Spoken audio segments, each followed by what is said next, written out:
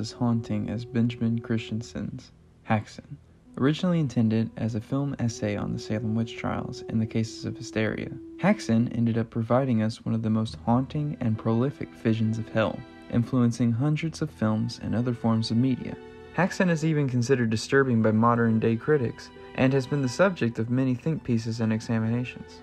But what is it that has helped the film stand the test of time? What causes us to return to the film? To answer this, one must examine not only the visuals themselves, but the underlying themes with them.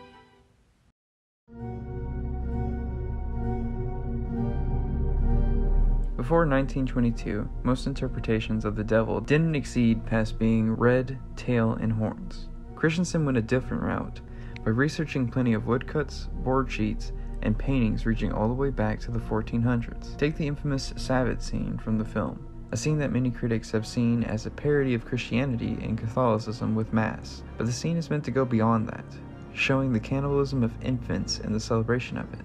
This is more sinister given how this is shown as hell's jab at the early roots of Christianity and their form of sacrifice. When it comes to the devil himself with his grotesque visual in mind, deeper examination showcases the true fear of him. Take a look at this famous shot of the film. While the visual itself is a thrill, it is with the monk's reaction that the fear sets in. The character is a devout man of God, but he is stricken with fear. On top of that, the devil appearing in a church showcases his power in the film, a power that tests the fate of those who face him. Continuing on with his power, the devil is a gross and perverted creature, but is able to seduce any woman into forming a pact with him. It is with these powers and implications that the fear of the devil sinks in. He is not just a demonic beast, but one who can appear to you anywhere and knows how to get inside your head with little effort. Lucas Cranach has been theorized by critics as one of Christensen's biggest influence in this film, specifically his art series known as Melancholia. In this series, we see various chaotic and dread-filled backdrops, but with a maiden as the focus, drawing your attention. As you continue to stare at the maiden, your concern of the backdrop slowly disappears. Continuing with the historical view of the witch, we are often shown various women of all ages casting spells, riding on brooms, performing in orgies, and defacing religious symbols and objects.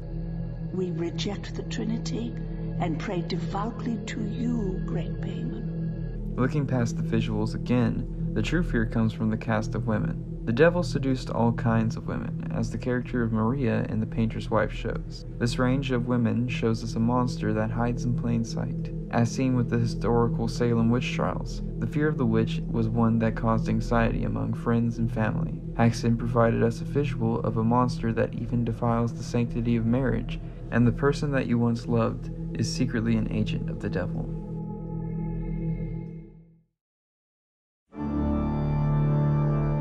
One final thing one must consider when focusing on the subject of Haxan and its impact is when it was released. Haxan came out during a resurgence of the fear of the witch. Two influential books, one even being the inspiration for the film, came out heavily focused on the subject, and America would even see a rise in the Wiccan culture. Christensen's film would even go on to give audiences a scientific view of how the witch's magic could work on the brain. Being released in the same year, Nosferatu would go on to terrify more moviegoers with a supernatural monster, one that was able to get inside your head and control you. With all this in the time, the world was shown a monster that you could not hide or run from with the strength to test even the strongest of wills.